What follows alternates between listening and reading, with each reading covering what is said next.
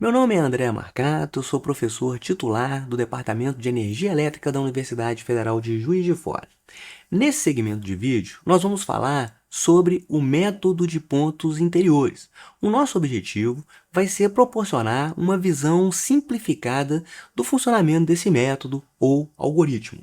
Como já foi mostrado em um segmento de vídeo anterior nessa mesma playlist, logo após o fim da Segunda Guerra Mundial, George Dantzig, que era um matemático que trabalhava no Pentágono, apresentou para a comunidade científica um método denominado método simplex ou algoritmo simplex, que também já foi apresentado num segmento de vídeo anterior dessa nossa playlist, que se consolidou como sendo o principal método de resolução de problemas de programação linear, tanto problemas de pequeno como problemas de grande porte. Então, o método simplex ele foi efetivamente utilizado como o mais promissor durante cerca de 4 décadas. No entanto, em 1984, um jovem matemático indiano de apenas 28 anos, chamado Narendra Karmakar, que trabalhava no Bell Labs, que era o principal braço de pesquisa da AT&T, que era na época e até hoje continua sendo uma das principais empresas de comunicação a nível mundial. Esse matemático ele apresentou para a comunidade científica um novo método que revolucionou a resolução tanto de problemas lineares como também problemas não lineares. Esse método que é o objetivo principal desse segmento de vídeo, que é o método de pontos interiores. O método de pontos interiores ele se mostrou tão promissor que ele teve grande repercussão, além dos jornais científicos, também na grande mídia. Então aqui a gente consegue ver reportagens do New York Times de 1984, da Time Magazine também em 1984, The Wall Street Journal e da Business Week. Então o MPI ele também teve destaque na grande mídia. Mas por que houve a necessidade de um método para superar o simplex? Primeiramente, o simplex ele percorre sempre a fronteira da região factível, né? Ele busca sempre pelos vértices da região factível. No entanto, se você tem, né, um número muito grande de variáveis e principalmente, né, um número muito grande de restrições, este número de vértices pode explodir computacionalmente. Então, o desempenho do simplex ele é degradado em problemas de grande escala.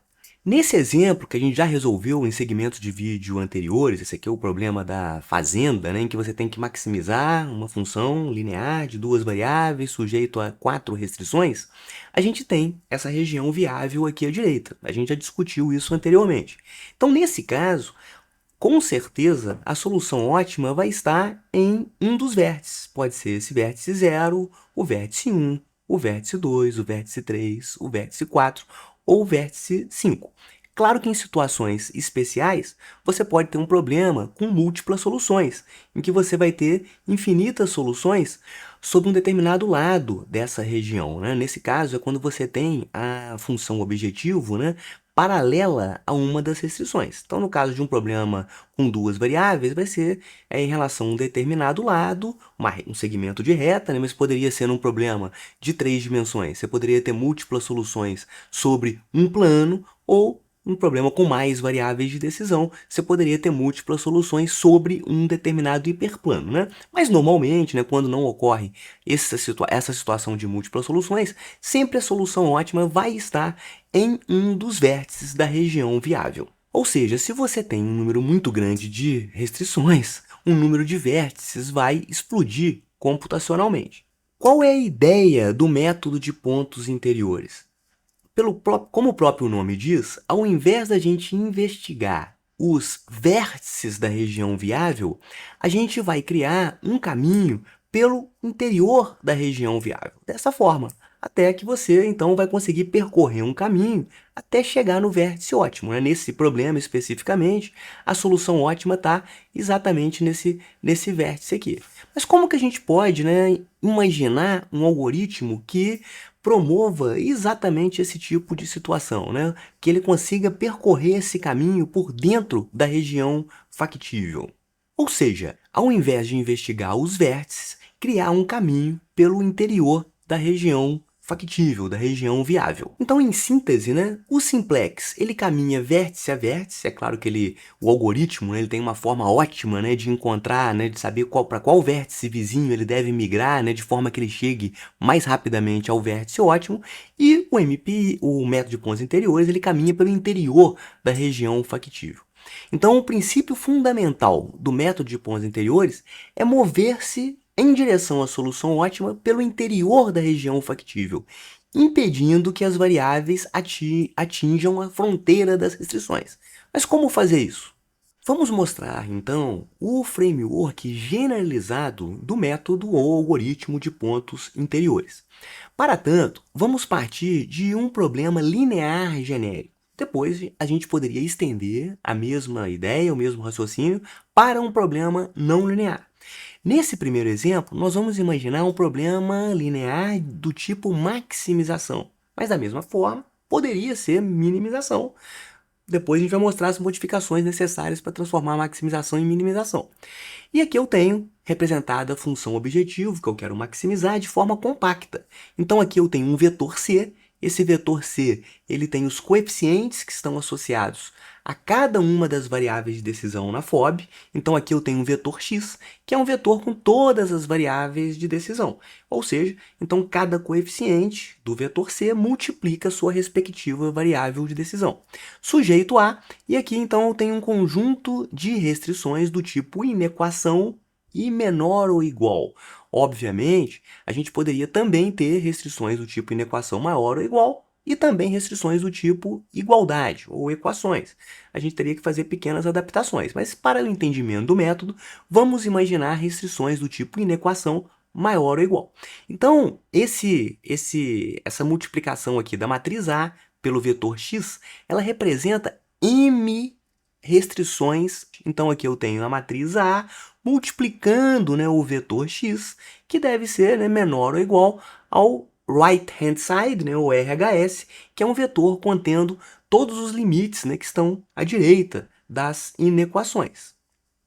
E a gente tem uma restrição, um conjunto de restrições adicionais em relação à não negatividade das variáveis.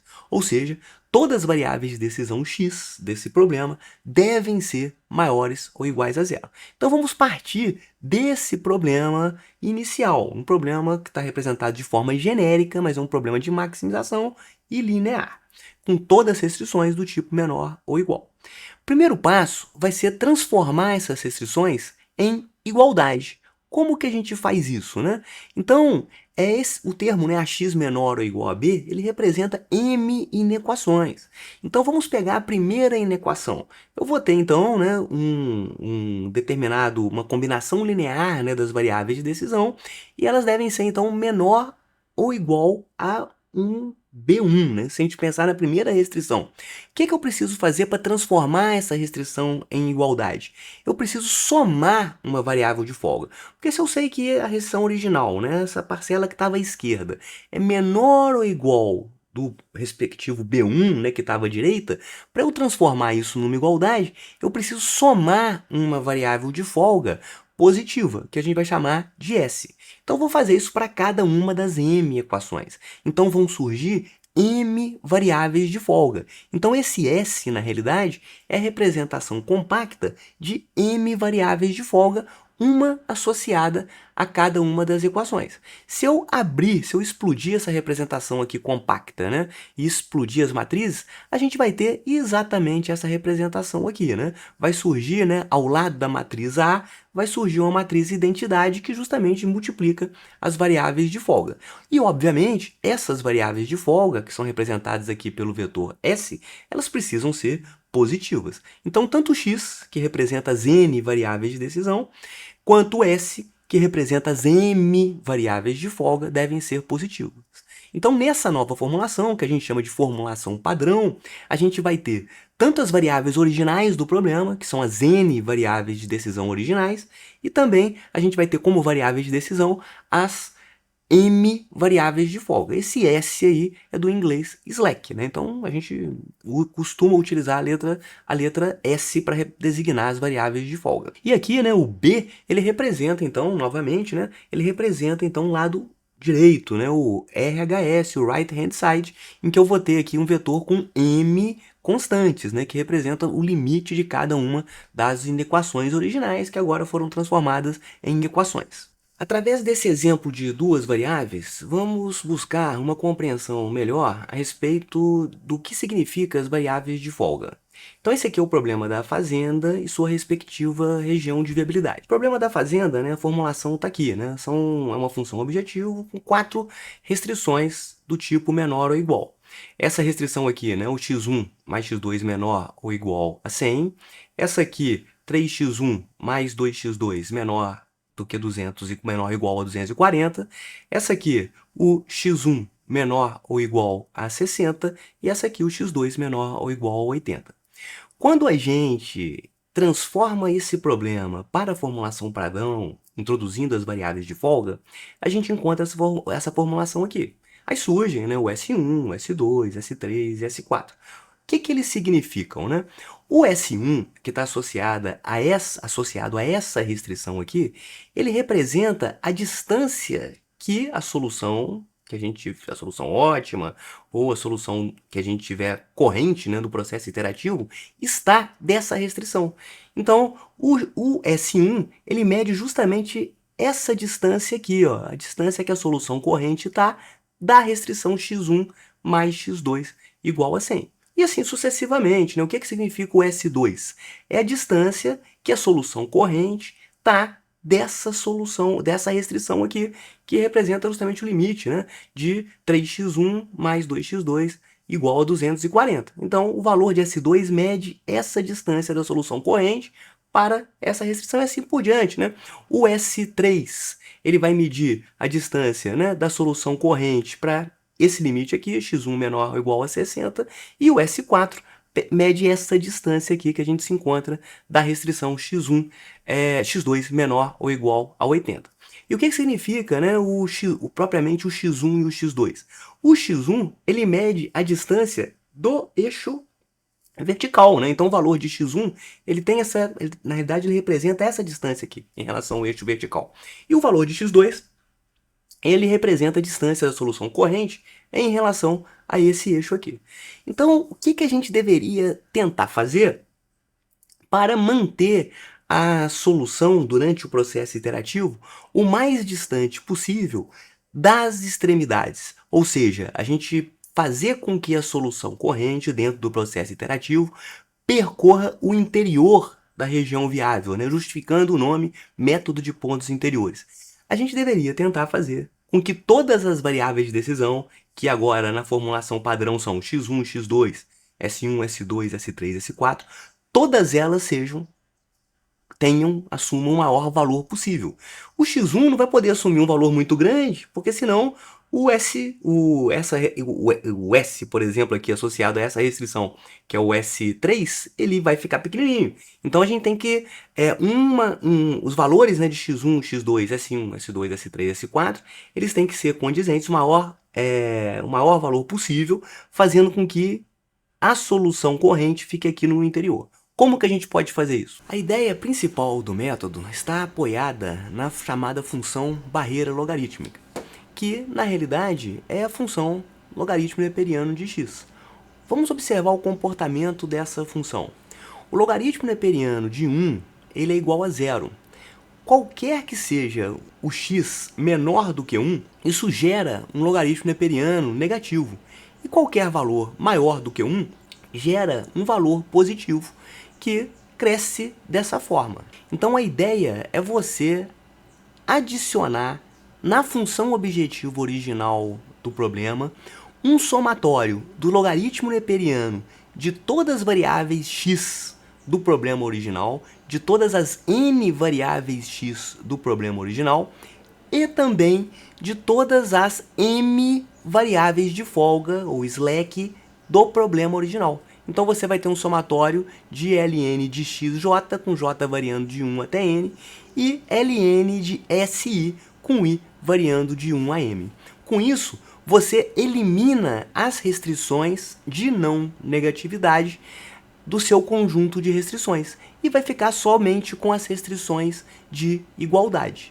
Ou seja, como essa é uma função de maximização, ele vai buscar um valor de x ou s sempre nessa região. Então ele vai tentar manter os valores de x e s os mais elevados possíveis, né? E se a gente volta aqui na nossa figurinha original do problema de duas variáveis, se eu quiser um x elevado, ele só pode crescer até um determinado ponto que não atrapalha o s que vai estar na sua contramão. Ou seja, a gente vai estar buscando, né, um ponto aqui no interior da região viável, justificando o nome do método. Então nós alteramos a função objetivo, agregando à função objetivo original um somatório do logaritmo neperiano de todas as variáveis de decisão, tanto as n variáveis originais, quanto as m variáveis de folga. E nós eliminamos as restrições de não negatividade. Mas o que isso impacta, né? Quanto isso vai me custar? Inicialmente, o problema deixou de ser linear. Então essa é a primeira observação. Ao adicionar o logaritmo neperiano aqui na função objetivo, a gente não vai poder usar mais o algoritmo simplex. E outro detalhe, ele nunca vai chegar exatamente no vértice. A gente sabe que a solução do problema original, ela está num dos vértices. Quando você agrega esse somatório aqui, ele nunca vai chegar num vértice, no entanto, a gente sabe que a solução está num vértice ótimo. Como que a gente vai contornar esse problema? A gente vai adicionar aqui o chamado parâmetro barreira. Então, na frente de cada logaritmo neperiano, a gente vai adicionar um parâmetro μ. Por que esse μ vai ser importante? No momento que o problema deixou de ser linear, passou a ser não linear, a gente vai ter que usar outras técnicas para a resolução desse problema, apresentadas já em segmentos de vídeo anteriores. Por exemplo, o método de Newton. O método de Newton é um processo iterativo. Então, o que nós vamos fazer? Ao longo do processo iterativo, a gente vai criar uma estratégia para fazer esse μ diminuir. Por exemplo, a gente usa um determinado μ, deixa o método de Newton fazer algumas iterações, depois a gente reduz o μ um pouquinho, o método de Newton faz mais outras iterações, e assim sucessivamente, até o μ ficar muito pequenininho.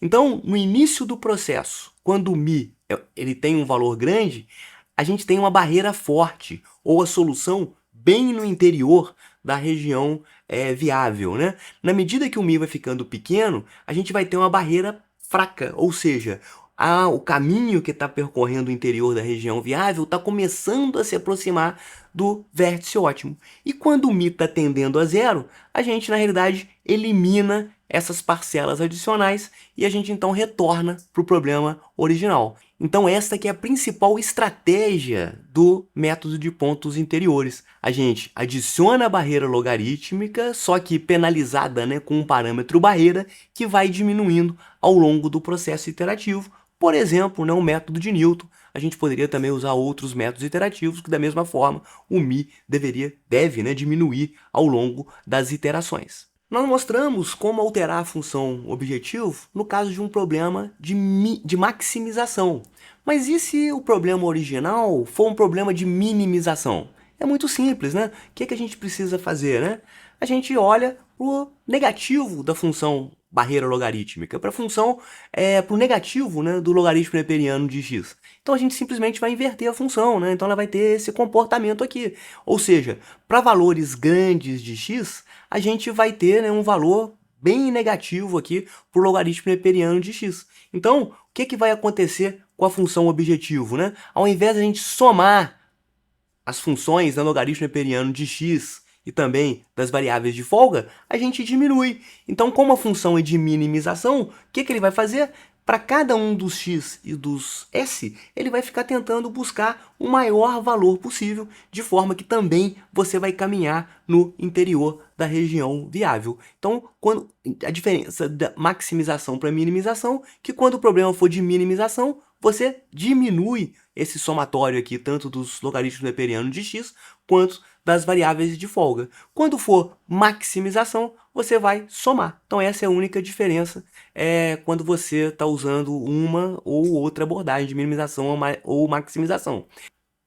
Então, na minimização, a barreira ela cresce infinitamente quando o x ou s é muito pequenininho, né? Então, quando o x ou s for bastante pequeno, menor do que 1, o que vai acontecer? A barreira é muito grande, né? Como você está minimizando o problema, ele não vai gostar dessa região. Ele vai buscar sempre valores de x e de s os maiores possíveis. E esse gráfico ele mostra o comportamento, o impacto do parâmetro barreira, que está multiplicando todos os logaritmos neperianos, né? O que acontece, né? Para valores altos de x, a barreira logarítmica ela vai ter um impacto muito grande.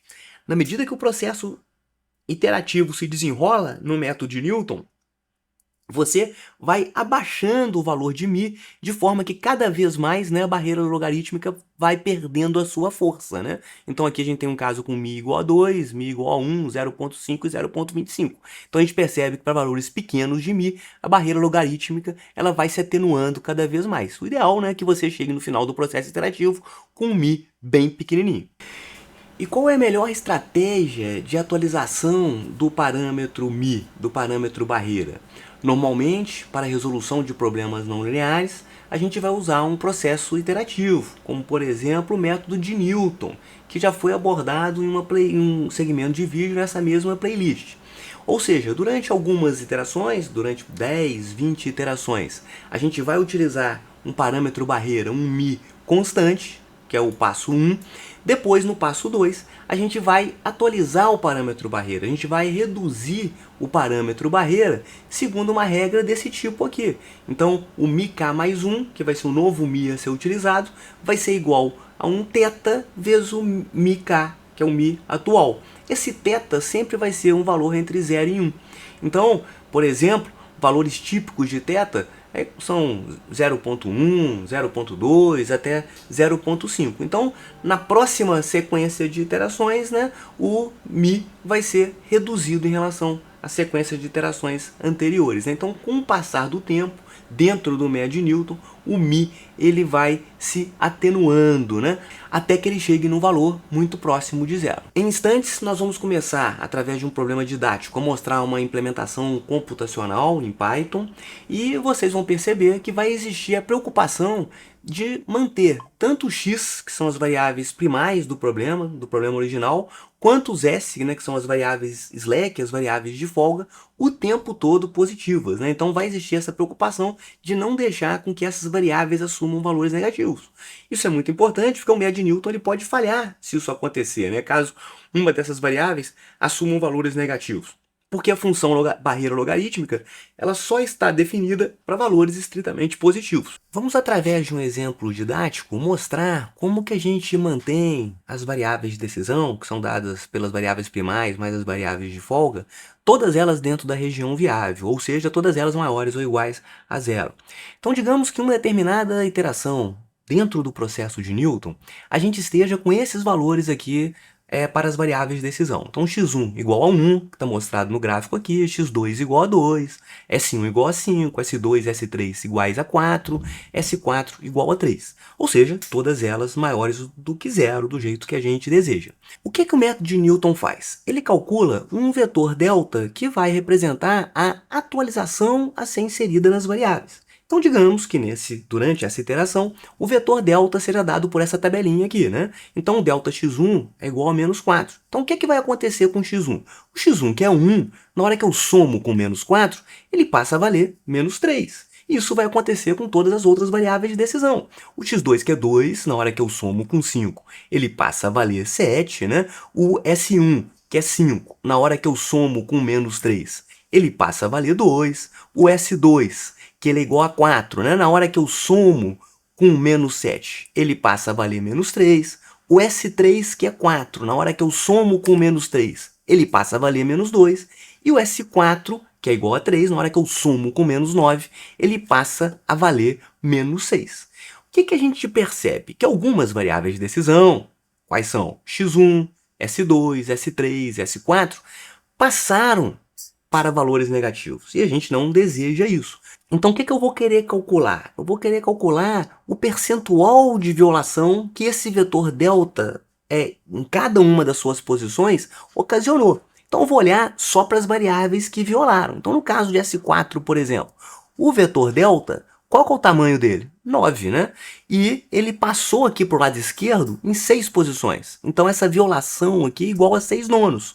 Vou fazer isso com todas as outras, né? Quem que vai ser, qual que é a violação promovida pelo S3? O tamanho dele é 6 e ele passou 2 posições, né, para o lado negativo. O que que acontece com o S2? O tamanho dele é 7, ele passou 3. E no caso do X1, o tamanho do delta foi igual a 4, ele passou 3 para o lado esquerdo, né, para o lado negativo. Percentualmente, né, 6 nonos é igual a 2 terços, isso aqui é igual a 66%. O 2 sextos, né, igual a 33%, 43%, 75%. Então, embora, né, esse pedacinho aqui do ΔX1, que ele tenha passado para o lado negativo, seja menos 3, esse aqui tenha sido igual a menos 6, percentualmente em relação àquela componente do delta, o que mais violou foi o X1, né, que ele passou 75% dele está do lado esquerdo. Então o que eu deveria fazer, né? Eu tenho que pegar o vetor delta inteiro e fazer ele encolher de forma que nenhuma variável ultrapasse, né? Saia fora da região viável. Então se esse cara aqui é igual a 75, o que eu tenho que fazer? Multiplicar o delta x1 por 0,25, que eu vou fazer ele encolher e ele vai cair aqui. Só que eu tenho que fazer isso com o vetor delta inteiro para eu preservar a direção apontada pelo método de Newton, né? Esses 25%, na realidade, é igual a quê, né? É só eu pegar o valor meu de x1, né? Desse pior caso aqui, que ele é igual a 1, e dividir pelo tamanho do delta. O delta aqui, ele é igual a 4, né? O valor absoluto ele é igual a 4, então 1/4 é igual a 0,25. Então, o que eu preciso fazer? Eu preciso escolher essa variável aqui, que percentualmente foi a que mais extrapolou a violação da restrição que eu estou observando, né, que eu não quero que nenhuma passe para o lado negativo. Então essa aqui que é pior, então eu vou calcular esse cara aqui, né, 1/4, que vai dar 0,25. Então o que eu vou fazer é multiplicar meu vetor delta inteiro por 0,25. Então eu vou encolher o vetor delta preservando a direção apontada pelo método de Newton. Aí o que vai acontecer, né? O novo vetor delta vai ser esse aqui. Por que eu encontrei esse menos 1? Porque menos 4 vezes 0,25 dá menos 1. 5 vezes 0,25 vai dar o quê? 1,25. Então o x2 ele vai ser atualizado aqui, ele é igual a 2, ele vai ser somado com 1,25. Então eu diminuo um pouco, né, o crescimento, né, do vetor delta para preservar todas as minhas variáveis dentro da região viável. Então, só um detalhezinho, né, que a gente vai ver lá na implementação computacional daqui a pouco, é que se eu utilizar 0,25, o que vai acontecer, né? O delta x1 vai ser igual a menos 1. Então, eu vou ficar com 1 menos 1, isso vai dar 0. Então, o x1 na próxima iteração ele vai ser igual a 0. 0 para mim também não é desejável, né? Porque eu preciso que todas elas sejam maiores do que 0. Então, eu vou pegar esse 0,25 e vou multiplicar por 0,99, que eu não vou... o delta x1 não vai chegar exatamente em menos 1. Ele vai chegar quase em menos 1 e eu vou evitar que essa variável aqui assuma, né, o valor 0. Beleza? Então através desse exemplo, a gente percebe como que a gente deve fazer para manter, né, durante cada passo do método de Newton, a gente consegue manter as variáveis dentro da região viável. Para clarificar o funcionamento do método, nós vamos utilizar o exemplo da fazenda que foi resolvido em diversos outros segmentos de vídeo anteriores nessa mesma playlist. Nesse problema, nós temos que maximizar o lucro de uma determinada fazenda, determinando a área destinada ao cultivo de 2 tipos de cereais, o cereal A e o cereal B. E existe então um limite, né, de área da fazenda, que é igual a 100 ares, um limite relativo à mão de obra e um limite relativo à produção de cada um dos cereais. Esse problema ele foi melhor descrito, né, em segmentos de vídeo anteriores. Então, o primeiro passo é a gente transformar esse modelo, né, na sua formulação padrão. Para tanto, não existe alteração na função objetivo. Então, a função objetivo continua a mesma, né? Maximizar o lucro da fazenda, que é dado pela variável z, que é dado por 600x1 mais 800x2. Em relação à primeira restrição, a gente precisa transformar essa restrição em uma restrição de igualdade. Então, sujeito a x1 mais x2, isso aqui tem que ser igual a 100. Se nós sabemos que x1 mais x2 é menor ou igual a 100, a gente precisa introduzir uma variável de folga chamada S1, que deve ser positiva. Então, x1 mais x2 eu sei que é menor do que 100. Se eu somo uma variável de folga positiva, né, eu posso transformar o menor ou igual em igualdade. Então, x1 mais x2 mais S1 igual a 100.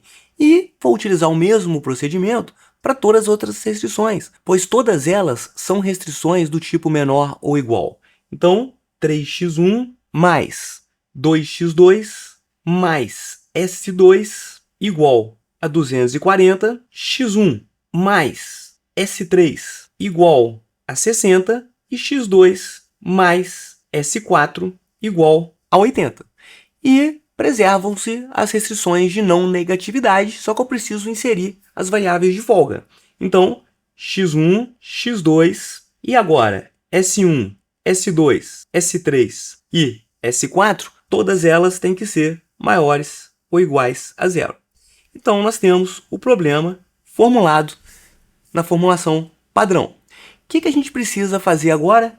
Eu preciso eliminar essas restrições de não negatividade, inserindo então a função barreira logarítmica. Como que isso vai ser feito? Eu vou somar na função objetivo o parâmetro barreira multiplicado pelo logaritmo neperiano de x1, mais o parâmetro barreira multiplicado pelo logaritmo neperiano de x2, mais o parâmetro barreira multiplicado pelo logaritmo neperiano de S1, mais o parâmetro barreira multiplicado pelo logaritmo neperiano de S2, mais o parâmetro barreira multiplicado pelo logaritmo neperiano de S3, mais o parâmetro barreira multiplicado pelo logaritmo neperiano de S4.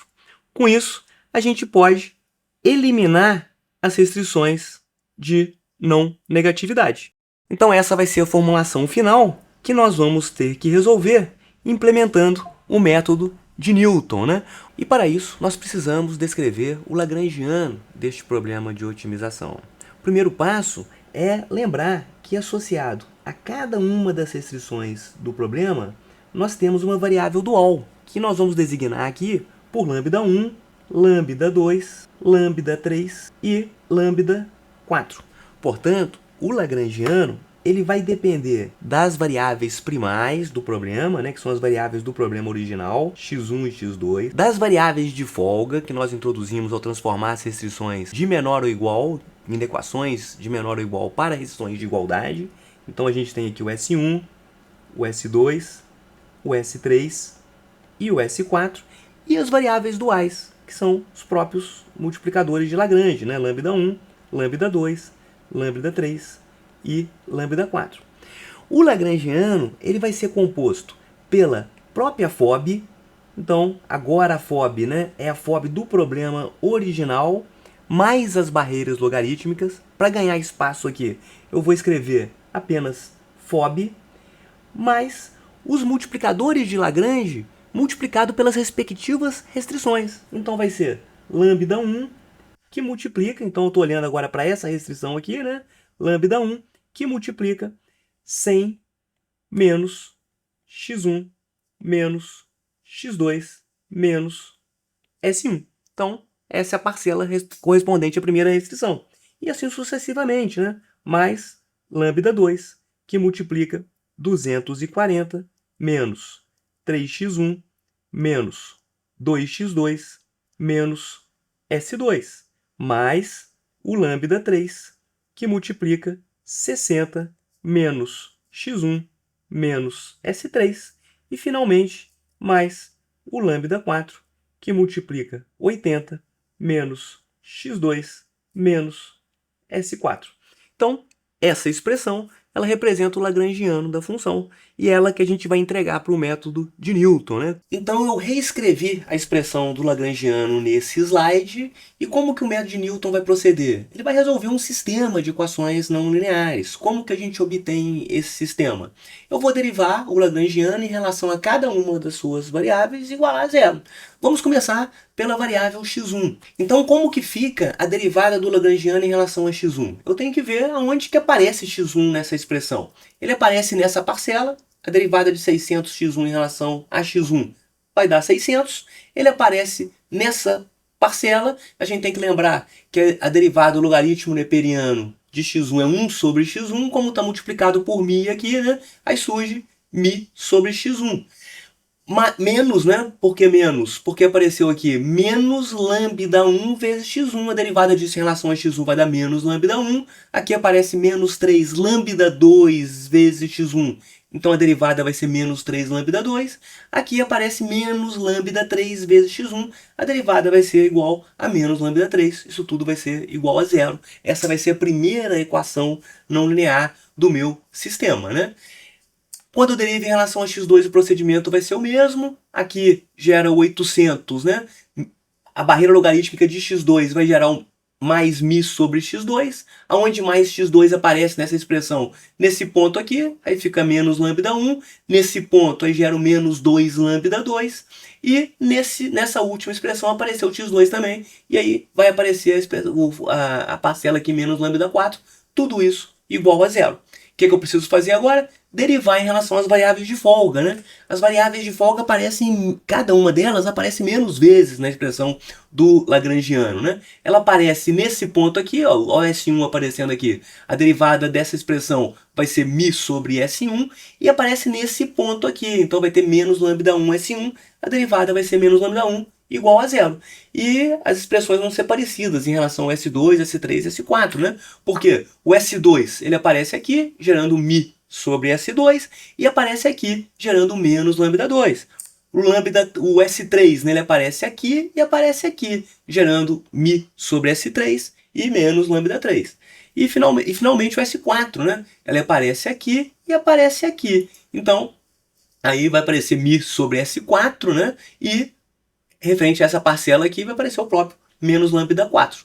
Tudo isso igual a zero. Fica faltando, então, derivar em relação às variáveis duais, né? As variáveis duais aparecem só aqui, tá vendo? Então, a derivada em relação às variáveis duais vai ser o que está entre parênteses, né? Em cada uma dessas expressões aqui no final do lagrangiano, né? Então, a derivada do lagrangiano em relação ao lambda 1 vai ser 100 menos x1 menos x2 menos S1 igual a zero. Em relação ao lambda 2, 240 menos 3x1 menos 2x2 menos S2 igual a zero.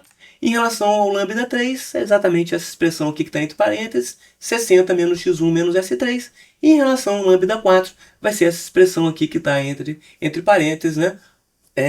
Que é o 80 menos x2 menos o S4. Finalmente, né, quando eu resumo todas as equações que a gente obtém, a gente tem essas equações aqui. E é esse sistema de equações que o método de Newton vai resolver.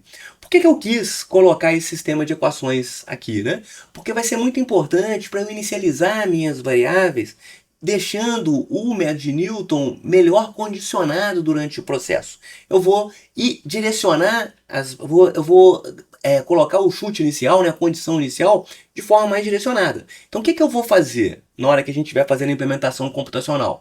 Eu vou escolher valores para x1 dentro da região viável. Então, por exemplo, eu vou escolher x1 e x2 iguais a 0,1. Então eles estão lá dentro da região viável.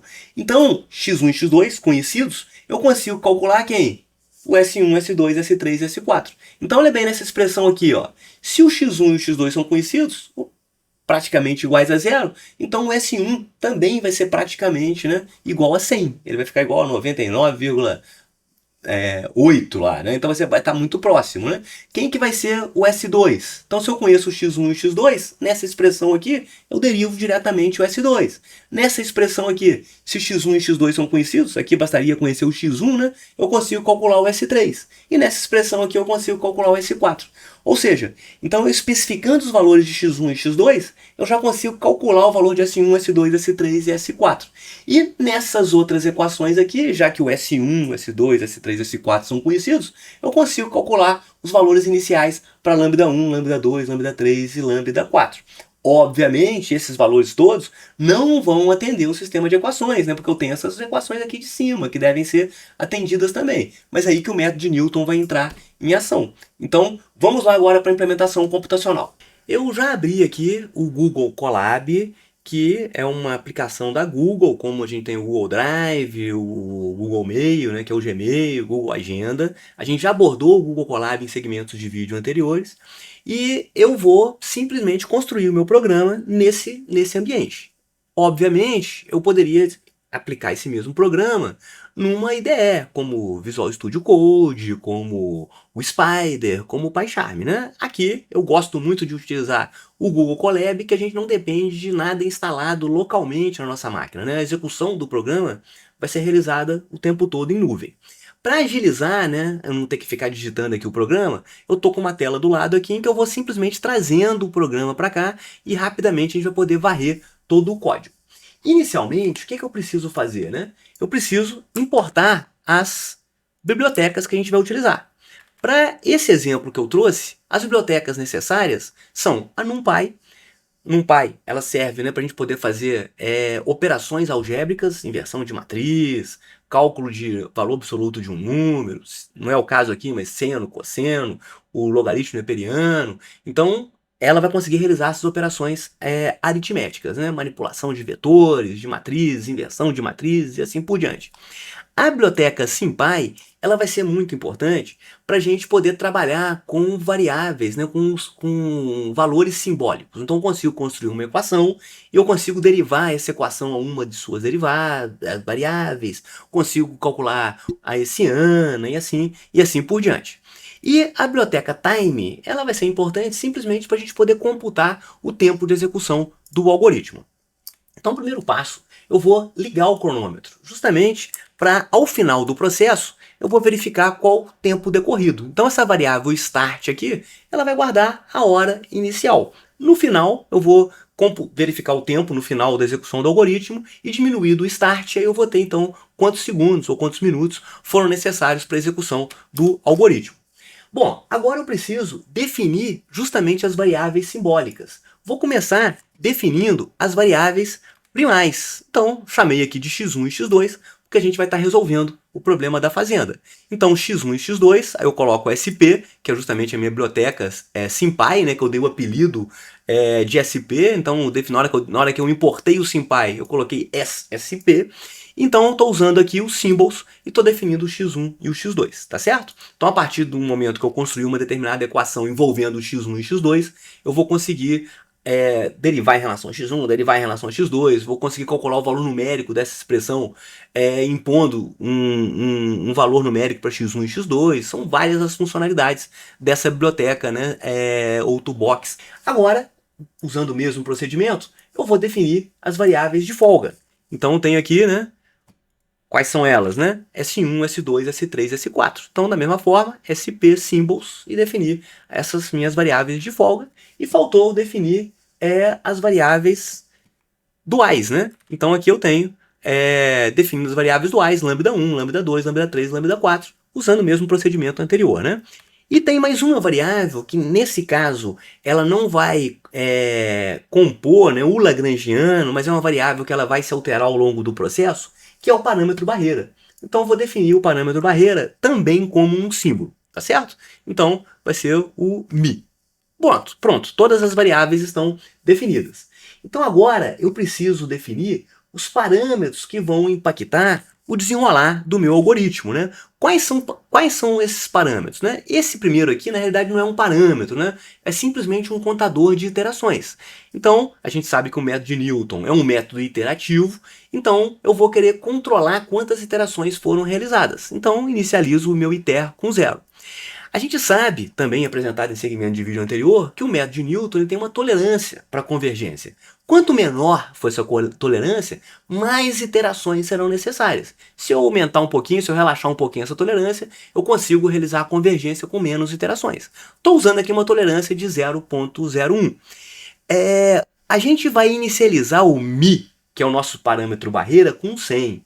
Lembre-se que o μ ele representa a força, né, do parâmetro barreira. A força, né, da barreira logarítmica. Então, quanto maior o μ, maior vai ser o impacto, né, do logaritmo neperiano, né, na função objetivo. Com o passar do tempo, eu vou atenuando esse μ. Então, o que a gente vai fazer aqui? Né? Aqui a gente tem um contador lá, número de iterações com o μ constante. Então, durante 10 iterações, eu vou manter esse meu μ com 100. Passadas essas 10 iterações do método de Newton, o que eu vou fazer? Eu vou abaixar a bola do μ. Eu vou multiplicar o meu μ atual, que é 100, por 0,15. Esse aqui é um parâmetro que a gente chamou de θ. Então, o μ de 100 ele vai passar para 15. Então, eu diminuo, né, a força da minha barreira logarítmica. Realizo mais 10 iterações e multiplico esse meu μ atual, que agora é 15, multiplico por 0,15. Então, o μ passa a ser 2,25. E realizo mais 10 iterações e assim por diante, até que o μ ele atinja 0,1. Então, para a gente finalizar a convergência, tanto o médio de Newton ele tem que ter sua tolerância atingida, que eu especifiquei aqui 0,01, e o μ ele tem que atingir pelo menos o valor 0,1. Então essas duas condições aqui vão ter que ser satisfeitas. Como eu vou disponibilizar esse programa aqui, né, através de um link na descrição desse vídeo, depois você vai poder brincar com todos esses parâmetros aqui. É muito importante que você faça isso para você acompanhar, né, o desempenho do método frente, né, a diversas aqui sintonias que você pode fazer. Né? Eu posso mexer no θ, que é a velocidade com que o μ vai diminuir. Essa velocidade pode ser mais lenta ou pode ser mais rápida. Se eu quiser que o μ diminua mais rapidamente, é só eu diminuir esse θ aqui. Eu posso começar com um parâmetro barreira, com a força da barreira logarítmica mais forte, então eu poderia colocar esse μ atual aqui igual a 1000, ou então poderia colocar igual a 10. Na realidade, muitas vezes, de acordo com o problema que a gente está resolvendo, a gente vai ter que ter um trabalho inicial de realmente sintonizar corretamente todos esses parâmetros iniciais aqui. Muito bem, né? Então agora eu vou inicializar as variáveis. Então, inicialmente, eu vou inicializar as variáveis primais, que são x1 e x2. Então, essas variáveis aqui realmente eu vou especificar, né? Então, eu coloquei aqui os valores de x1 e x2 bem próximos de zero, né? E com isso eu consigo calcular o valor agora, igual a gente mostrou anteriormente, das variáveis de folga. Então, com base nas equações, nas restrições do problema, eu consigo calcular a variável de folga 1, 2, 3 e 4, né? Então, aqui elas estão calculadas através dessa expressão. Fazendo isso, a gente vai estar dando uma condição inicial mais robusta, né? Então o método vai se comportar de forma melhor, né? E também eu vou conseguir calcular as variáveis duais, né? Então, em função das equações que a gente mostrou anteriormente, eu calculo o lambda 1, lambda 2, lambda 3, lambda 4 inicial. Então, essa vai ser a primeira solução que eu vou testar usando o médio Newton. A partir daí, né, o cálculo da hessiana, né, todas as equações do médio Newton que a gente já abordou anteriormente, a gente vai atualizar essa solução inicial, essa condição inicial que eu especifiquei. E é interessante que a gente armazene em um determinado vetor ou numa lista todas as condições visitadas ao longo do processo. Então, para isso, eu vou construir uma lista. Essa lista aqui, por enquanto, vai ser vazia. Então, essa solução que eu acabei de criar, ela vai armazenar todas as soluções visitadas ao longo do processo iterativo. A primeira solução é essa aqui, né? Então, eu vou criar uma lista aqui com a minha condição inicial. Então, essa condição inicial é uma lista. Lembra que para a gente poder definir uma lista em Python, a gente faz isso com colchete, né? Abre e fecha colchete. E aqui eu vou definir o x1 i, x2 i, S1 i, até o S4i, que são as variáveis de folga, e aqui as variáveis duais. Então, essa aqui é a minha condição inicial, ou que a gente chama também, né, de forma mais informal, de chute inicial. E essa vai ser a primeira solução que eu vou visitar. Então, eu preciso incluir essa condição inicial, essa solução, na minha lista de soluções. Então, como é que a gente faz isso? Eu vou começar a popular essa minha lista de soluções. Então eu vou colocar aqui, né? Ó, solução.append, condição inicial. Então vamos interromper o programa aqui e vamos verificar se até aqui a coisa está funcionando bem. Então eu vou conectar, basta clicar aqui, né? Então é como se eu estivesse ligando o meu computador em nuvem, né? Que está numa estrutura física aí do Google Colab. E agora eu vou executar até aqui, eu vou imprimir a minha solução. Print solução. Vamos ver se a coisa está correndo bem até agora. Muito bem, tá aqui a solução, né? Olha bem, quem que é esse cara aqui? É o x1. Quem que é esse aqui? É o x2. Quem que é esse aqui? É a variável de folga 1, variável de folga 2, variável de folga 3, variável de folga 4. E aqui são os multiplicadores de Lagrange, as 4 variáveis duais. Obviamente, isso aqui não representa a solução do problema. A partir dessa solução, o método de Newton ele vai atualizar essa solução até que a gente consiga chegar realmente na solução ótima.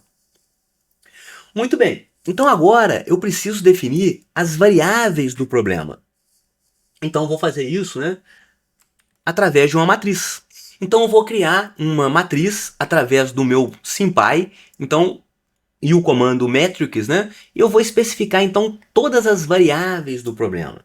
Então a partir daí eu vou conseguir pegar o meu lagrangiano e de uma vez só derivar em relação a cada uma dessas variáveis aqui. Então é muito importante que a gente inclua as variáveis do problema nesse contexto aqui, tá certo? Então observe que eu não incluí o μ, porque o μ, o lagrangiano, não é a função do μ, embora ele esteja variando ao longo do processo. Mas essa é uma variável que eu estou controlando ao longo do processo. Ela não faz parte, né, do lagrangiano. Então, a partir de agora, eu vou definir o próprio lagrangiano.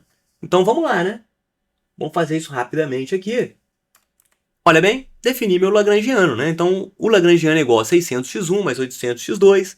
Defino aqui as barreiras logarítmicas, igual a gente viu nos slides há pouco tempo atrás, e defino aqui, né, os meus multiplicadores de Lagrange multiplicando as restrições. Então o lagrangiano está definido exatamente igual a gente mostrou nos slides anteriores. E aqui eu defino uma matriz, eu vou simplesmente transformar esse meu L, eu vou transformar isso aqui num objeto metrics do SymPy, porque isso aqui vai facilitar com que eu calcule as derivadas de forma automática. Então, para a gente calcular as derivadas do lagrangiano em relação a cada uma das variáveis de decisão, a gente vai usar a função Jacobian, né, que é uma função do SymPy. Então, L, que é o meu lagrangiano, que é um objeto do SymPy, ponto Jacobian, e aqui eu coloco as variáveis, que são as variáveis que eu especifiquei aqui em cima, automaticamente a gente já vai calcular todas aquelas derivadas parciais. Eu vou colocar print jacobiano aqui, só para a gente poder verificar se realmente o processo foi feito corretamente. Olha bem, então agora o jacobiano, observe que ele vai ser uma matriz, e o primeiro elemento da matriz é esse aqui, ó. Então ele vai ser o quê? 600 mais μ sobre x1, mais menos LB3, menos 3LB2 e menos LBD1. Exatamente igual a derivada que a gente fez minutos atrás. Então aqui vai ser a derivada do jacobiano em relação a x2, aqui a derivada do jacobiano em relação a S1, igual a gente mostrou anteriormente, e assim sucessivamente. Observe que essa ordem passa a ser importante, que ele está usando essa ordem aqui. Ele derivou primeiro em relação a x1, essas variáveis que eu defini aqui, né? x1, x2, né? Até LBD4. Então, observe quando eu usei o Jacobian, eu disse em relação a quais variáveis eu quero realizar as derivadas parciais, né? Então, ele vai respeitar aquela ordem que a gente definiu anteriormente. E a gente precisa, no médio Newton, calcular também a Hessiana. Então, a Hessiana, basta que eu pegue o próprio jacobiano e aplique o jacobiano de novo, né? Observe que a inteligência artificial aqui já está me ajudando, né? Jacobiano, a hessiana vai ser igual ao jacobiano, ponto jacobiano. Tá lá. Então, eu vou derivar agora cada uma das expressões do jacobiano em relação a cada uma das derivadas. E agora eu vou obter, então, a matriz hessiana. Se eu tenho aqui 9 variáveis, vai ser uma matriz 9 por 9. Se eu colocar aqui print hessiana, a gente vai conseguir observar, né? Então, a primeira, o que é que vai ser essa primeira expressão aqui? Vai ser o meu lagrangiano derivado em relação a x1, e agora eu derivo novamente em relação a x1. esse zero aqui deriva em relação a x2. Como não apareceu x2 naquela primeira equação, isso aqui vai dar zero. E assim por diante, tá certo? Então aqui eu já tenho a expressão simbólica da Hessiana, que vai ser importante para eu continuar a implementação do algoritmo. Mais detalhes sobre o funcionamento, né, do método de Newton, por favor, assistam lá a aula, o segmento de vídeo específico sobre o método de Newton. Bom, então agora eu preciso calcular o meu ΔY, né? Por quê? O ΔY representa as equações, né? Todas elas têm que ser iguais a zero, igual a gente mostrou anteriormente, né? Então o que eu preciso fazer?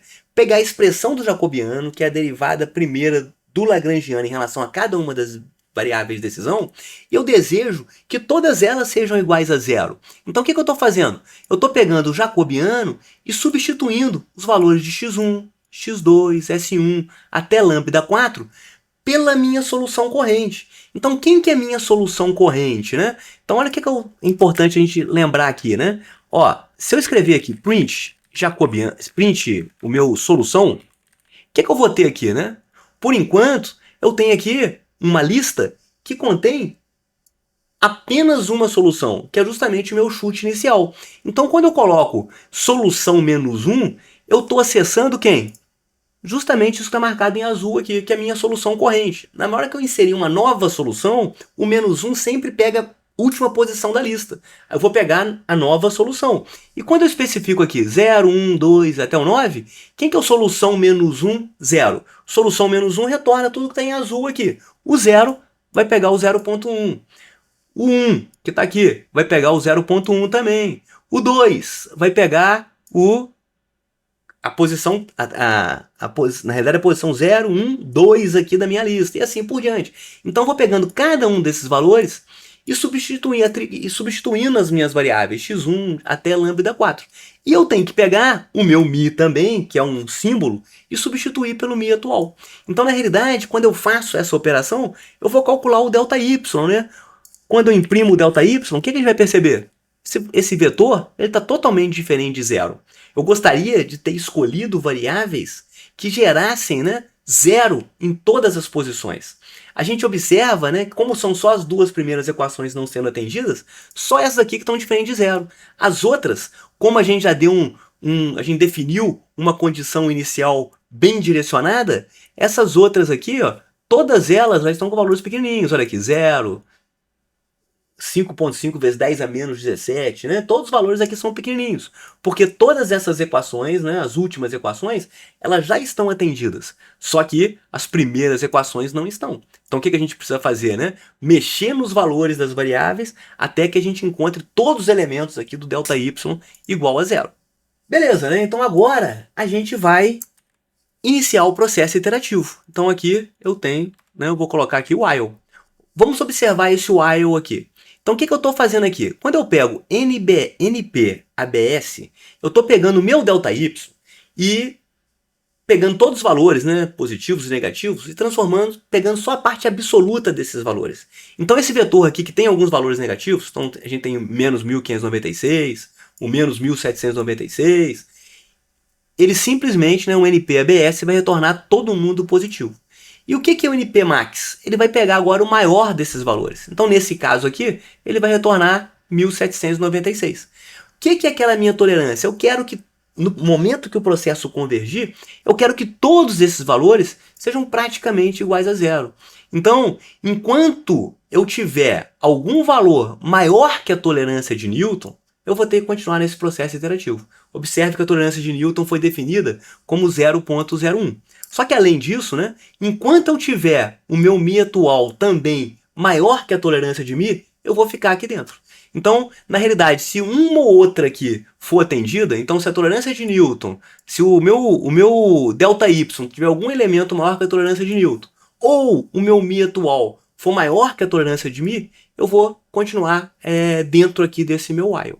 E eu começo aqui, né, incrementando, né, o meu contador de iterações. O meu contador de iterações, que era 0, ele passa a valer agora quanto? 0 mais 1, né? Iter mais igual a 1. Então, iter passa a valer 1, ou seja, eu estou começando a primeira iteração. Obviamente, ele vai entrar aqui, né? Eu vou colocar aqui print iter e vou dar um break, só para ele sair desse while. E vamos ver se a coisa vai funcionar. Ele imprimiu um aqui, né, que eu estou na primeira iteração. Então, dado que está tudo correto com o nosso programa até esse momento, a gente consegue dar continuidade à implementação do método de Newton. Então, o que a gente precisa fazer? É calcular a matriz Hessiana, né? Porque é ela que vai funcionar como critério para atualização das nossas variáveis até o momento, a nossa solução no momento. Né? Nesse instante, a nossa solução atual é igual exatamente à condição inicial que a gente acabou de especificar. A Hessiana, na realidade, a gente acabou de calcular. A Hessiana está aqui, né? Só que a gente calculou a Hessiana de forma simbólica, ou seja, ela está descrita em função das variáveis do problema.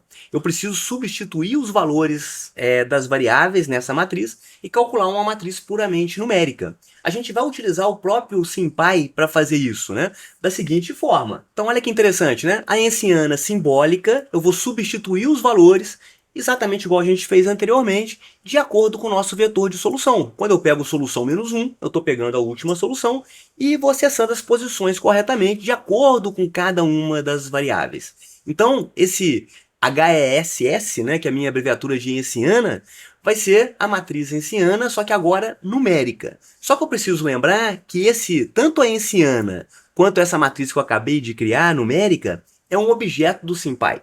Quando a gente vai fazer a multiplicação de matrizes, inversão de matrizes, é interessante usar o NumPy. Então eu vou transformar esse objeto SymPy em um objeto NumPy. Para isso eu vou utilizar esse comando aqui. Ó. Então olha bem, eu estou dizendo que a minha HES, que é a abreviatura de Hessiana, vai ser um NumPy Array e eu passo como parâmetro esse meu objeto SymPy numérico, né? E vou dizer que eu quero que todos os elementos dessa matriz hessiana sejam um float 64. Então agora sim eu tenho condições de inverter a minha matriz hessiana. Aqui a inteligência artificial já está me auxiliando, né? Então eu vou chamar aqui de HES inv np linalg.inv HES. Então, a partir desse momento, eu já tenho calculada a matriz, a inversa da hessiana, numérica, no ponto em que eu estou, né, correspondente à solução. Então, agora eu tenho como só acertar o ΔY, porque eu preciso, né, transformar esse meu ΔY, que também era um objeto SymPy, em um objeto NumPy. Então, agora, tanto o ΔY quanto a res inverte, né, elas já são objetos NumPy. Então, eu estou pronto para multiplicar e calcular o meu ΔX. Né? Então, quem que vai ser o ΔX? Né? Vai ser a inversa da minha hessiana, vezes, né, o ΔY. Eu vou ter que transpor aqui só para poder adequar a dimensão das matrizes. E depois eu vou voltar esse meu ΔX para um vetor linha, né, para ficar condizente com a nomenclatura, com a formatação que a gente já vem utilizando até o momento. Para ver se está tudo certinho, vamos imprimir esse ΔX para ver se ele foi calculado corretamente, né? E vamos dar um break aqui. ΔX break. Vamos interromper então o meu laço, né, o meu while, só para verificar se o processo está funcionando corretamente até agora. Então vamos executar. Tá lá, né? Então tá o ΔX mostrado aqui. Então o que vai acontecer na realidade, né? Eu preciso somar esse ΔX à minha solução corrente, à minha solução atual. Então vocês lembram que, por exemplo, o x1 era igual a 0.1. Então o que eu preciso fazer? Somar o x1 mais 0.15, que é o delta aqui correspondente ao x1. O x2 eu vou somar com 0.17 e assim por diante. Observem que no ΔX existem alguns elementos negativos, né? Então, em que isso pode implicar? Pode ser que o meu novo conjunto de variáveis contenha algum valor negativo. Então, a gente vai ter que fazer aquele tratamento, né? Ou seja, eu vou ter que multiplicar esse ΔX inteiro aqui por uma constante para evitar que alguma variável ou primal ou variável de folga assume valores negativos. Porque por causa do logaritmo neperiano, que é a minha função barreira logarítmica, essas variáveis não podem passar para o lado esquerdo, né, que é onde o logaritmo neperiano não é definido. Né? Então, a gente tem que tomar esse cuidado. Nós vamos fazer esse tratamento da seguinte forma. Então, olha bem. Inicialmente, eu vou dizer que o meu x atual é justamente a solução menos 1. Lembrando, solução menos 1, que é aquela lista, né, contendo o valor de todas as variáveis do problema, ela pega a última posição dessa lista, que por enquanto eu tenho apenas a condição inicial. E eu já estou transformando isso aqui em um NumPy Array. Então esse x atual vai ser um NumPy Array que vai estar prontinho para ser somado com o meu ΔX. Então o que, que vai ser? Né? O meu x novo vai ser igual ao x atual mais o ΔX. Idealmente, eu gostaria de pegar o ΔX na forma como ele acabou de ser calculado aqui em cima. Só que para evitar a violação do limite das variáveis, para evitar que alguma variável primal ou de folga fique negativa, eu tenho que fazer uma verificação. Então, se essa verificação não causar nenhuma violação, o meu alfa ele vai ser igual a 1. Então, observe que eu inicializo esse alfa com 1. Se nenhuma violação ocorrer, o que, que vai acontecer? O x novo vai ser igual ao x atual mais o alfa, que é 1, vezes o ΔX. Só que a gente tem que realmente verificar se nenhuma violação aconteceu. Como é que a gente faz isso? Eu vou fazer um for, e aqui eu vou ter uma variável de controle do meu loop, né, que vai ser o i, e ele vai percorrer, né, da posição 0 até a posição 6. Por quê, né? 0 e 1 são as posições do x1 e x2, e o 2, 3, 4 e 5 são as posições das variáveis de folga. Quando você usa o comando arrange, ele vai fazer o i aqui variar de 0 até exatamente um inteiro inferior a esse segundo parâmetro aqui, que é o 6. Então ele vai variar de 0 até 5. Então 0 e 1 é o x1 e x2, e o 2, 3, 4 e 5 representam as variáveis de folga, S1, S2, S3 e S4. Então o que eu preciso perceber? Só vai acontecer algum problema se o ΔX for menor que 0. Então, eu vou passar por todos esses ΔX, observe que eu vou olhar para esses dois aqui, x1 e x2, e esses próximos 4 aqui, que correspondem às atualizações das variáveis de folga. Eu só vou me preocupar quando esses caras eventualmente forem menor do que 0. Isso acontece justamente para esses que eu, nessa iteração aqui, para esses que eu destaquei aqui em azul. Então, se o ΔX for menor do que 0, o que eu preciso fazer? Eu preciso calcular justamente essa importância, né? Qual foi essa quantidade que eu violei? E a gente mostrou há poucos minutos atrás nos slides que isso é dado pelo próprio x atual dividido pelo ΔX. Então o que representa essa expressão entre parênteses aqui? Representa o percentual do ΔX em relação ao x atual. Então, se o ΔX ele é negativo, né, e o x atual sempre vai ser positivo, isso aqui vai resultar um valor negativo, por isso que eu coloco esse menos à frente. Que aí então eu vou ter esse percentual representado de forma positiva. E eu vou multiplicar por 0,99, justamente para evitar que eu atinja o zero. Então o que eu vou fazer sempre? Eu vou pegar o mínimo entre o alfa e esse percentual que eu obtive. Então, na realidade, o que eu vou estar fazendo? Eu vou estar buscando esse percentual menor, que corresponde ao ΔX mais agressivo, que causou a maior violação. Então, eu vou percorrer todos eles e para toda vez, né, que eu encontrar um ΔX menor do que 0, eu vou fazer essa continha. Então, no final desse processo, o alfa vai representar a menor penetração ali pro lado negativo, né? Que o ΔX estaria ocasionando. Aí o que eu vou fazer? Eu vou multiplicar o ΔX inteiro por alfa. Então agora eu vou evitar que essas variáveis aqui assumam valores negativos. Então novamente, o que eu vou fazer aqui, né? Eu vou colocar agora aqui, imprimir de novo o meu, só para vocês entenderem o que aconteceu, né? Eu vou imprimir de novo o ΔX agora vezes o alfa. Vocês vão perceber que continua tendo valores negativos, só que quando eu olho para o x novo, quando eu imprimo o x novo, o que vai acontecer? Nenhum deles vai ser negativo. Então vou colocar um break e vamos ver o que aconteceu. Olha bem, então esse primeiro aqui é o ΔX calculado originalmente pelo MadNewton. Esse outro aqui é o ΔX calculado a partir da execução dessa inteligência aqui. Observe que eles estão iguais. Por que eles estão iguais? Na realidade, nenhum ocasionou violação para o lado negativo. Então, se eu pegar, por curiosidade aqui, eu vou imprimir o alfa também, a gente vai ver que o alfa, nesse caso aqui, ele vai ser igual a 1. Olha lá, o alfa foi igual a 1. Então, ou seja, nessa iteração aqui não houve problema. Embora eu tenha encontrado ΔX menores do que 0, nenhum deles levou as minhas variáveis de decisão para o lado negativo. Então, o que eu simplesmente fiz aqui? Somei, meu x novo vai ser igual ao x atual, mas o alfa que é 1, vezes o ΔX. Aí eu obtive agora a minha nova condição. Então, observe que eu saí, né? O x1, ele saiu de 0,1, foi agora para 0,25. O x2, que era 0,1, passou para 0,27. E aqui eu já tenho as minhas variáveis de folga calculadas apropriadamente. Então, eu já estou pronto para deixar o processo fluir, né? E a gente faz isso da seguinte forma, né? Eu preciso dizer que a minha solução, ela vai receber agora, ó, solução.append. Aí eu vou transformar o x novo, que é um objeto NumPy, eu estou transformando ele numa lista. Então eu vou simplesmente adicionar essa minha nova variável, essa minha nova condição à minha lista de solução. Então a minha solução agora corrente, ela é dada pelo x novo. Quando eu acessar agora esse solução menos 1, eu vou estar acessando agora essa nova solução corrente, né? Vamos verificar aqui, né? Print solução menos 2, porque agora eu tenho menos 2.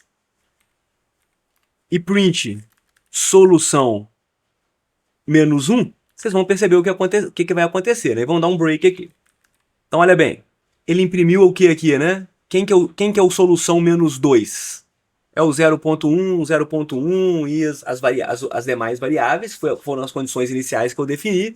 E o solução agora menos 1, que é esse aqui, o segundo print que foi colocado, eu já tenho a nova solução. Então, quando eu acesso, na realidade, o solução menos 1, eu já estou acessando a minha nova solução. Então, vamos apagar esses prints aqui, para a gente poder dar continuidade ao programa. Então, tem mais um print aqui, que eu vou apagar. Acho que acabou, né? Beleza. Tranquilo. Então, o que a gente precisa fazer agora? Eu preciso, antes de prosseguir, verificar se não há necessidade de atualizar o meu Mi. Como que a gente vai fazer isso, né? Eu vou usar o seguinte if, né? Olha o que a gente está fazendo aqui. If é iteração. Dividido por número de iterações com Mi constante foi igual a 0. Então vai acontecer o seguinte, né? A gente está usando qual o número de iterações com Mi constante? A gente está usando 10. Então, toda vez que eu fizer essa divisão, número de iterações dividido por Mi constante, e o resto dessa divisão for 0, né, isso que esse operador aqui está me sinalizando, eu vou entrar nesse if, e eu vou fazer o Mi atual vezes o θ. Aí eu vou abaixar a bola do Mi.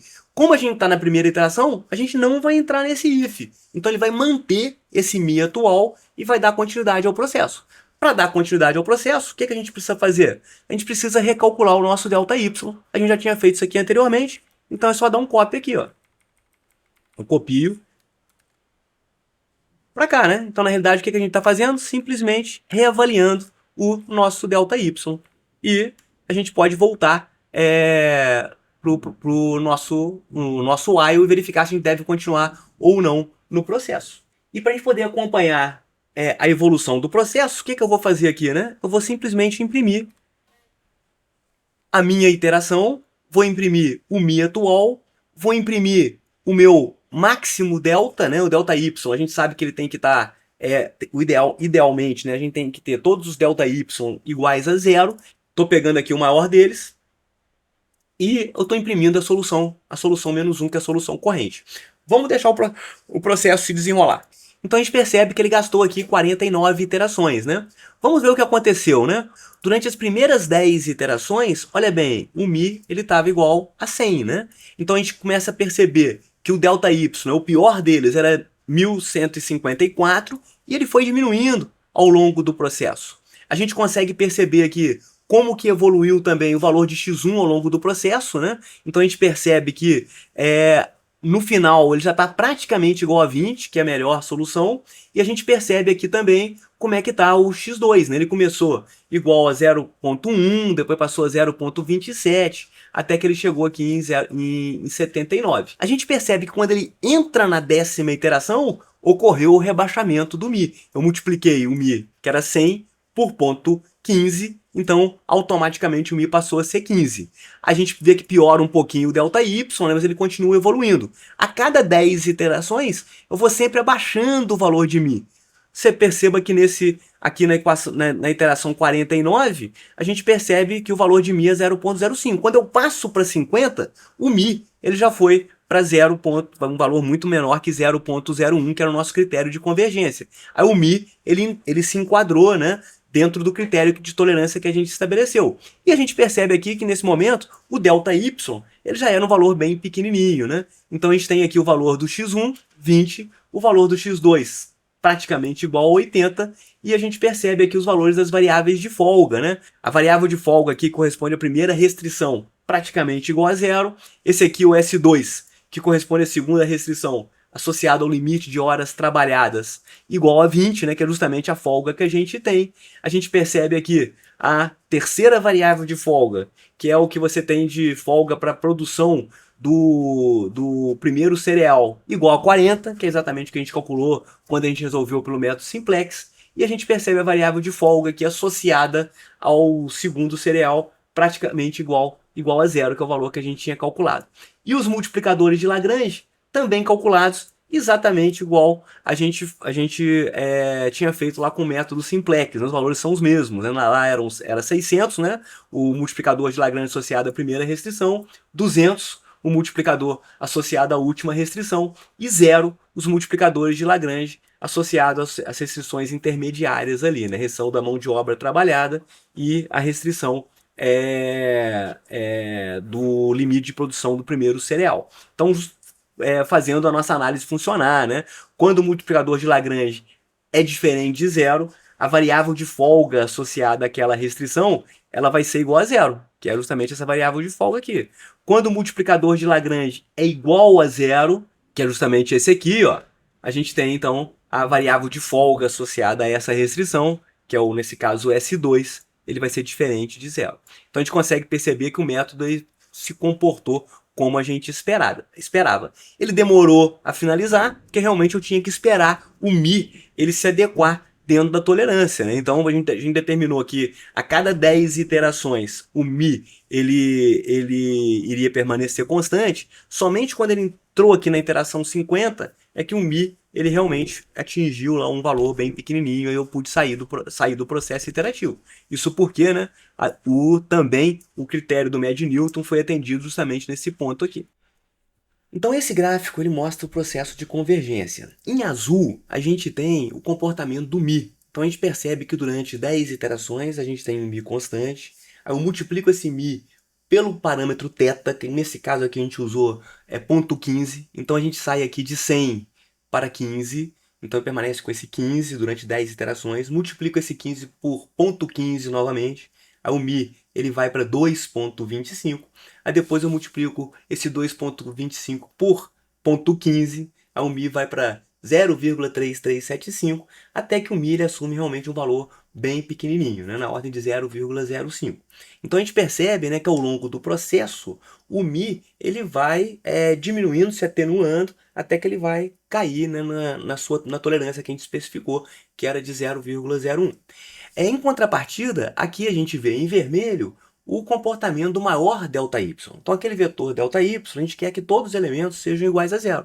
E aqui eu fui plotando o valor do maior ΔY desse vetor, maior valor absoluto, né, desse ΔY. Então a gente percebe que ele começa aqui na ordem de 1154, no decorrer do processo acontece alguma coisa que ele escala para 10.000, mas depois ele vai abaixando.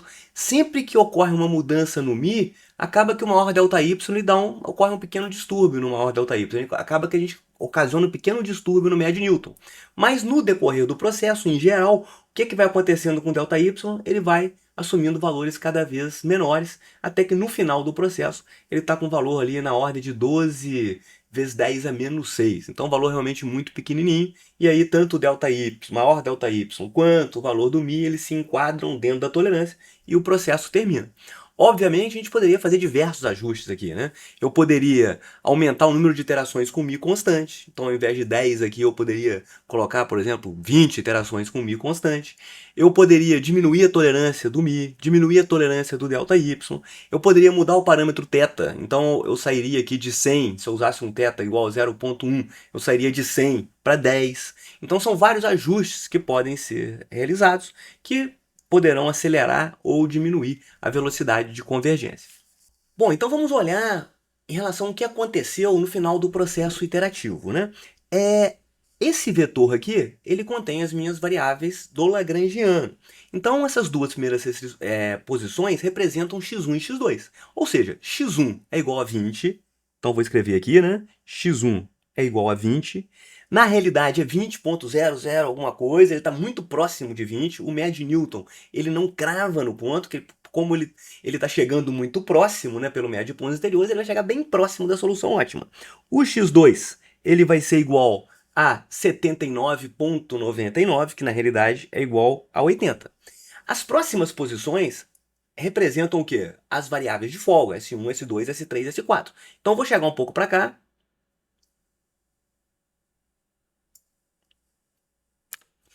A primeira variável de folga é essa aqui, né? Então é o S1. Depois a gente tem o S2, o S3 e o S4. Aonde que eles estão lá no problema de otimização? Quando eu transformo essa primeira restrição aqui numa restrição de igualdade, então o que, que vai acontecer? Isso aqui vai virar igual e eu preciso somar uma variável de folga que é S1. Mesma coisa acontece com a segunda. Eu vou somar uma variável de folga S2, vou somar uma variável de folga S3 aqui na terceira restrição e eu vou somar uma variável de folga S4 aqui na quarta restrição. Então, o que a gente está observando? O S1 ele é igual a zero. Né? 8,4 vezes 10 é menos 5. Isso é zero. O que isso significa? Né? Se eu tenho o x1 e o x2, 20 e 80, 20 mais 80 dá 100. Então, 20 mais 80 dá 100. Obviamente, o S1 precisa ser igual a zero. O S2, a gente percebe que ele é igual a 20. Então, vamos anotar aqui. O que isso significa, né? O x1 é 20, então 3x1 é 60. O x2 é 80. 2 vezes 80 é 160. 160 mais 60 dá 220. Então, o que está faltando para 240? 20, que é justamente o valor de S2. O S3, quando a gente observa aqui, ele é igual a 40, né? Como que a gente confirma isso, né? O x1 é igual a 20. Quanto que está faltando para 60? Justamente 40, que é a variável de folga S3. E a última, né, a gente percebe aqui que o S4 é igual a 0,0025, né? Isso é zero. Por quê? O x2 é 80, então o que está faltando aqui para 80? Zero. Então aqui a gente tem as variáveis de folga. As últimas 4 posições, né, das variáveis do Lagrangiano representam os lambdas, né? Então vamos chegar para cá para a gente poder verificar o valor dos lambdas. Então, associada a cada uma das restrições, a gente tem aqui lambda 1, lambda 2, lambda 3 e lambda 4. Então, o que a gente observa aqui, né? O lambda 1 ele é igual a 600. Então, tá lá, lambda 1 igual a 600. O que isso significa, né? Que se eu relaxar essa restrição aqui, se eu passar de 100 para 101, o valor da minha FOB vai aumentar justamente, né, o valor de lambda 1, que é igual a 600, né?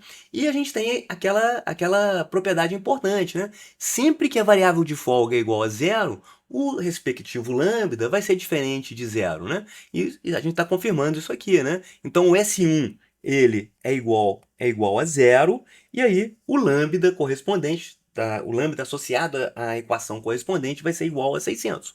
O segundo lambda é igual a zero, né? O lambda 2 é igual a zero. A gente percebe isso aqui, né? Então é 0,002. Por quê, né? A variável de folga é igual a 20. Então você tem folga nessa restrição. Então não adianta eu mexer aqui no lado direito dessa restrição, que isso não vai impactar a função objetivo. Eu poderia, inclusive, retirar essa restrição do problema. Então, o lambda 2 também foi calculado corretamente, da mesma forma que o lambda 3. Quanto que é o valor do lambda 3? Também 0,00 alguma coisa, né? Por quê? A variável de folga associada a essa restrição do lambda 3 é diferente de zero. Então, a variável dual dessa restrição tem que ser igual a zero. E o lambda 4, ele é igual, se eu observar aqui, a 200, né? 200.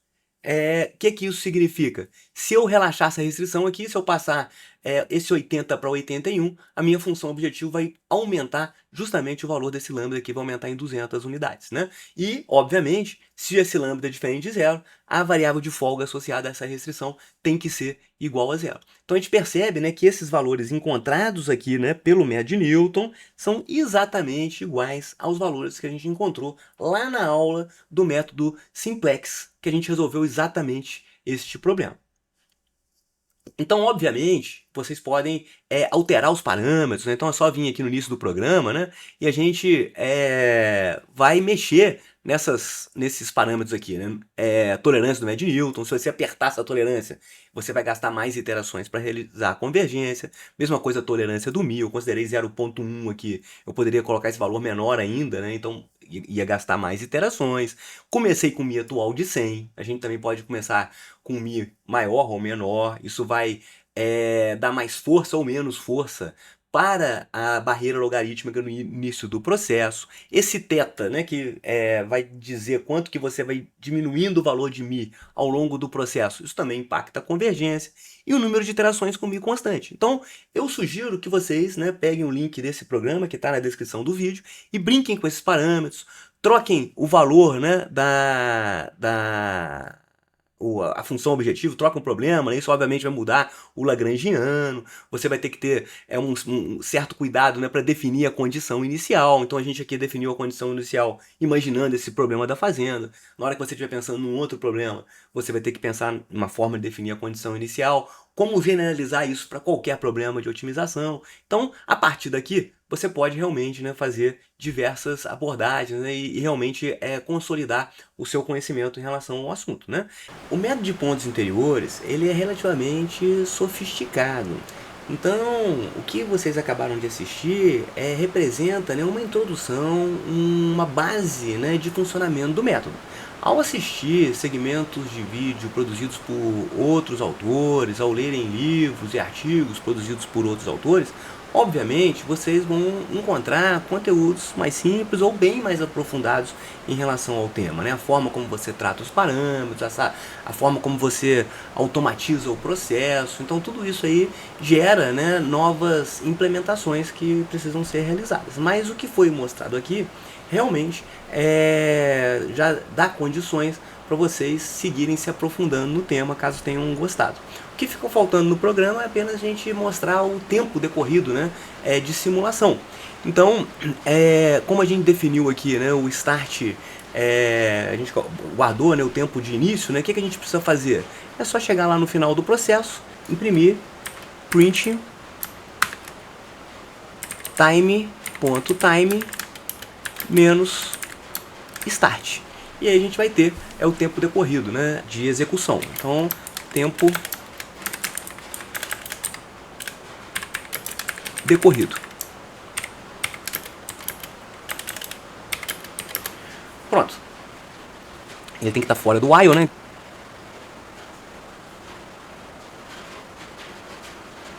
Então aqui está o tempo decorrido, nesse caso aqui foi 1,98 segundos, né? É interessante a gente colocar até aqui vírgula, né? Segundos. Obviamente esse tempo vai ficar bem menor caso você evite realizar essas impressões que a gente colocou aqui, né? As impressões foram apenas para a gente acompanhar o processo iterativo. Nessa execução aqui já gastou um pouquinho mais, 2,38 segundos. Bom, espero que vocês tenham gostado do segmento de vídeo. Esse código aqui está disponibilizado, né? Com o link na descrição do vídeo. Então, boa sorte. Espero que consigam aí fazer novas implementações a partir desse código. Muito obrigado.